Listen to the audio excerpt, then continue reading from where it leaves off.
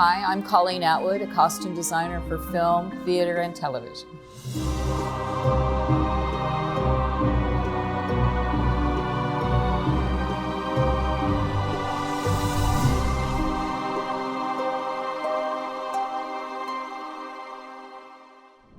I always loved art. I was always really felt like some propensity with visual arts.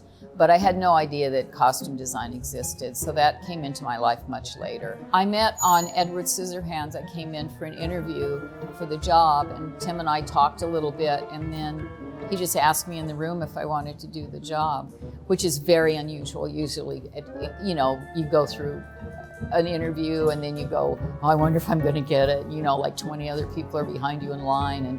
But in this case, Tim said, do you want to do the job? And I go, yeah. And then we just kind of have an easy way of communicating with each other. Edward was somebody Tim had been living with for a long time in his life, so he was very familiar with the character when I started. And then I had to make that idea work practically and collaborate with making the scissors and everything so he could really be a real person besides just a sketch. In other cases, Tim doesn't show me the sketches and then, I see them after. So it just depends on the job and, how many characters there are and how it rolls out.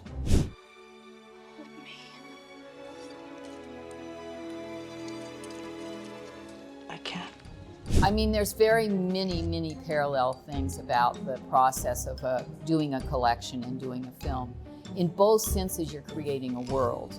But in film, sometimes you have more latitude because you're creating something within a pocket of history or fantasy that doesn't have to necessarily be a commercial endeavor. It just needs to be inspirational. I think when you receive the script for the movie and you sort of read it the first time, you see the movie in your head, like what you think it's going to be. And I don't think it matters to me whether it's a historical, rendition or a fantasy. I think it's both world building kind of creative process. My normal work day, say on a movie where I have a huge crowd scene, like in Dumbo or Masters of the Air, I start at 4 a.m. and we start dressing the background artists. And then by around 8, we're dressing the principals, if it's like a crowd of 400 people, for instance. And then we get everybody on camera for the day, and then I go back to the workroom to check on everything that's being manufactured. And then I usually come back and close, and there for the close of the company, so I know what's going to happen the next day.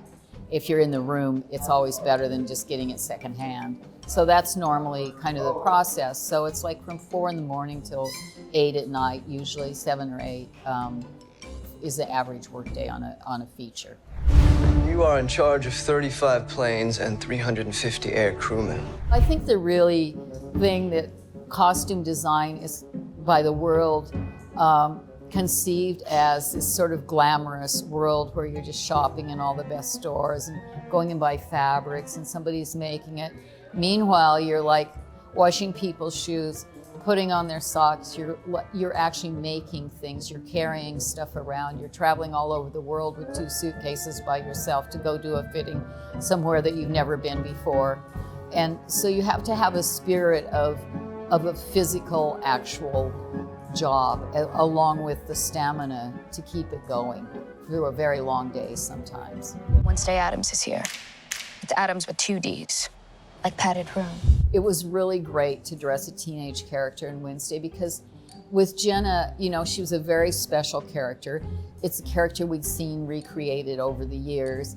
And I really wanted to leave all that aside and sort of do a different version of Wednesday. In the beginning, with the scene with the swimming pool, we gave a nod to the white collar floral dress that's like kind of the iconic Wednesday Addams that we remember from the movie and from the 60s. But I really wanted to create a kind of modern take on Wednesday Addams and the world around her of Nevermore.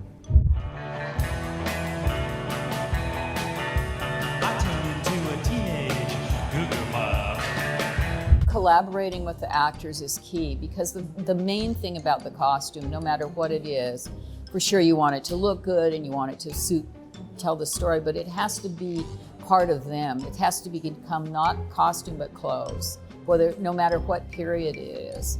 So it's really important that the actor is comfortable in the costume, or some cases uncomfortable, depending on what they're doing, but comfortably uncomfortable because they have a really long work day. Tim is the person I really admire the most in the industry as far as being an artist himself. He's an amazing artist without doing movies. He doesn't have to do movies, he does art. And he creates, the spirit of the characters he creates is so special.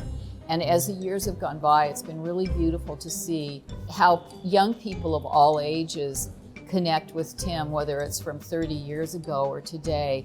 He still resonates with humanity, which is a really amazing gift of his. It's really nice to be able to work with somebody a lot of times because it does, you know, it's always a new experience, but it's nice to sort of have a shorthand.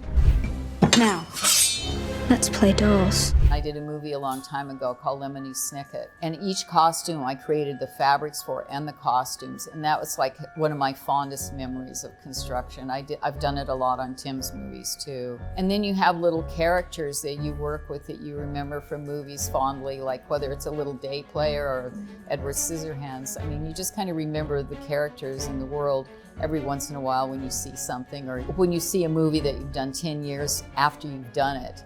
You connect in a different way with it than you do when you've kind of been so close to it while you're doing it.